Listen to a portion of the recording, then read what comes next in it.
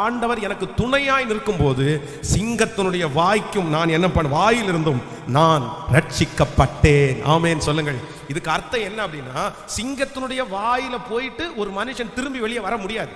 அது நடக்கிற விஷயம் இல்லை. ஆனா கர்த்தர் உங்களுக்கு துணையா இருக்கிறதுனாலே எவ்வளோ பெரிய ஆபத்துக்குள்ள நீங்க போனாலும் கர்த்தர் வாக்கு கொடுக்கிறார், திரும்பவும் உன்னை அதிலிருந்து நான் கைதூக்கி எடுப்பேன். இந்த ஜெபத்தில் இருக்கிற இந்த சத்தத்தை கேட்கிற யாரோ ஒருத்தர், இந்த ஆபத்திலிருந்து என்னால் திரும்பி வர முடியுமா, இந்த வியாதியிலிருந்து நான் மீண்டு வருவேனா, இந்த கடனிலிருந்து நான் மீண்டு வருவேனா, இந்த பிரச்சனையிலிருந்து நான் மீண்டு வருவேனா, கர்த்தராகிய ஆண்டவர் வாக்கு கொடுக்கிறார், நான் உனக்கு துணையாய் நிற்கிறதுனாலே சிங்கத்தினுடைய வாயிலிருந்தும் நீ ரட்சிக்கப்படுவாய். நன்றாய் கரங்களை தட்டி கர்த்தருடைய நாமத்தை, சிங்கத்தினுடைய வாய்க்கும் நீ தப்புவிக்கப்படுவாய். ஹல்லேலூயா.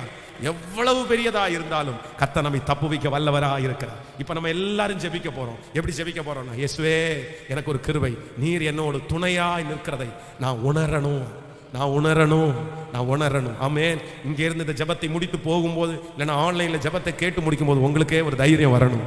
இயேசு என்னோடு கூட இருக்கிறார், இயேசு என்னோடு, நான் தனியாக போகவில்லை, நான் தனியாக இல்லை, கர்த்தர் எனக்கு துணையாய் நிற்கிறார்.